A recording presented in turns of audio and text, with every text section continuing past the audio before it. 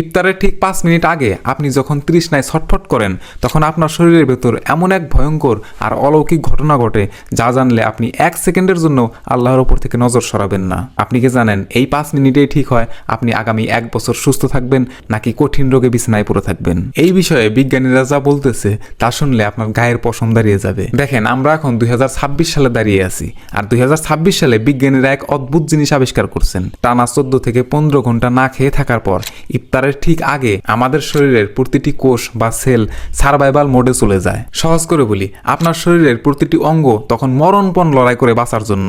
ঠিক এই সময়ে আপনার ব্রেন থেকে এক ধরনের বিশেষ তরঙ্গ বের হয়। বিজ্ঞানীরা বলতেছে এই 5 মিনিটে আপনি যা ভাববেন, যা বলবেন, আপনার শরীরের প্রতিটি কোষ তা সরাসরি রেকর্ড করে নেবে। অর্থাৎ ইফতারের আগের 5 মিনিট হলো আপনার শরীরকে প্রি প্রোগ্রাম করার শ্রেষ্ঠ সময়। আপনি কি আপনার শরীরকে সুস্থ হওয়ার কমান্ড দিতেছেন নাকি শুধু এই খাবারের চিন্তায় অস্থির হয়ে আছেন? সব থেকে বড় কথাটা হলো আধুনিক জেনেটিক্স বলতেছে ইফতারের আগের ওই তীব্র ক্ষুধার মুহূর্তে আপনার শরীরের অটোফেজি প্রক্রিয়াটা সব থেকে বেশি শক্তিশালী হয়। আপনার হাড়ের ভেতর থেকে শুরু করে হার্টের কণায় জমে থাকা বিষগুলো তখন ধুয়ে মুছে সাফ হয়ে যায়। ঠিক ওই সময়ে আপনার ডিএনএ নিজেকে মেরামত করতে শুরু করে। আপনি যদি এই 5 মিনিটে শান্ত থেকে আল্লাহর কাছে দোয়া করেন তবে আপনার শরীর থেকে স্ট্রেস হরমোন কমে যায় এবং আপনার আয়ু এক ধাক্কায় বেড়ে যাবে। কিন্তু যদি আপনি এই সময়ে ইফতারের মেনু নিয়ে ঝগড়া করেন বা অস্থির হয়ে থাকেন তবে আপনার শরীরের ওই বিষাক্ত টক্সিনগুলো বের করতে পারে না। আপনি কি আপনার 1 বছরের সুস্থতা মাত্র 5 মিনিটের ভুলে হারিয়ে ফেলবেন? আমাদের ইসলাম বলে ইফতারের আগের দোয়া কখনো ফিরিয়ে দেওয়া হয় না।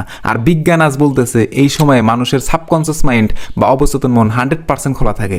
আপনি এই সময়ে যা চাইবেন আপনার ব্রেন সেইটাকে বাস্তবায়ন করার জন্য কোমর বেঁধে নেমে পড়বে। একটাবার ভাইবা দেখেন তো 1400 বছর আগে আমাদের নবী হযরত মুহাম্মদ সাল্লাল্লাহু আলাইহি সাল্লাম কেন এই সময়টাকে এত গুরুত্ব দিতে বলছেন?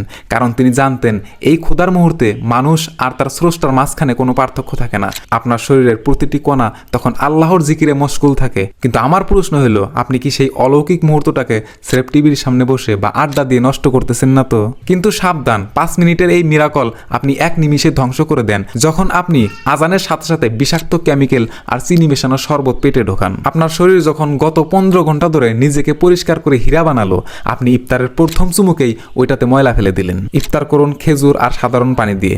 আপনার শরীরকে সময় দিন এই মিরাকলটা হজম করতে। মনে রাখবেন রোজা শুধু একটা উপবাস নয়, এটা আপনার শরীরের পুনর্জন্ম। এখন আপনার কাছে আমার একটা প্রশ্ন, ইফতারের আগের ওই 5 মিনিট আপনি আজকে কিভাবে কাটালেন?